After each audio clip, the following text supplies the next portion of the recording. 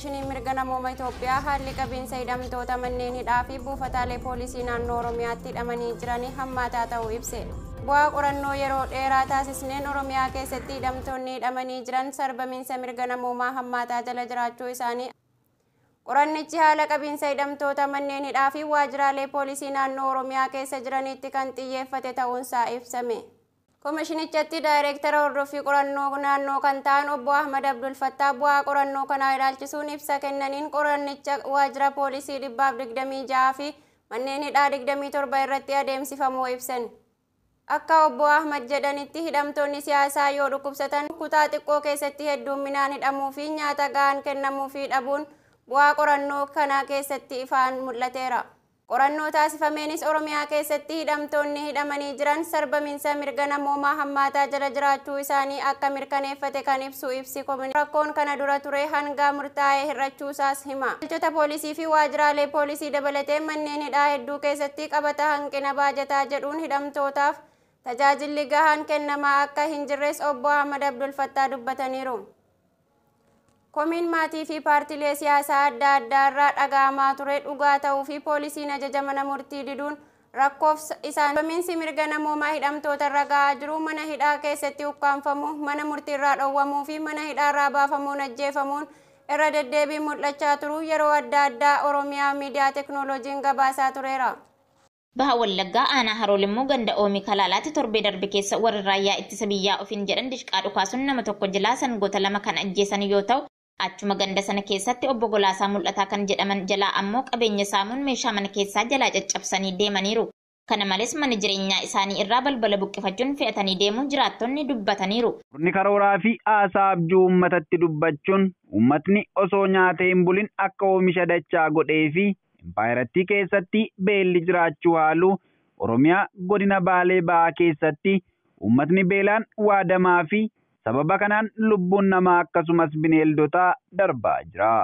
Godina Baalee Ba'aa aanaalee horsiisee bulaa hundaa fi aanaalee qonnaan bulaa keessaa aanaa gololchaa gandoota akka Goofaa Urufa Waajjii, Mattuur, Burriyaa, Yuuboo, Kajaawaa fi Baasoo Diimaa kana malees aanaa Gin'ir gandoota akka Dhoobbuu, Katatii Odaa fi kanneen biroos sababa hongeen rukuteen uummatni beelaan miidhamaa jira. Miidhaa sababa hongeen uummata Oromoo godina Baalee Ba'aa irra ga'een kanaan duras onootni garaagaraa deeggarsa dhabuun hanga lubbuun darbuutti ga'anii turu jiraattonni godinichaa kaasuun rakkoon kun babal'achuun beelli hammaatee uummatni sadarkaa walitti dubbachuu dadhabee qaamaa dhumee jiraachuu jiraattonni rakkinicha keessa jiran ibsaniiru. Murni bilxiginnaa gama isaatiin rakkoo beela Tigraay, Affaarii fi Somaaleef gargaarsa midhaanii, bishaanii fi marga loonii yoo geessu qe'ee Oromoo garuu wantoota lubbuu baraaran dhiisee lubbuu balleessan waraanaa fi meeshaalee waraanaa itti bobbaasaa jiraachuun dhugaa lafaa jirudha.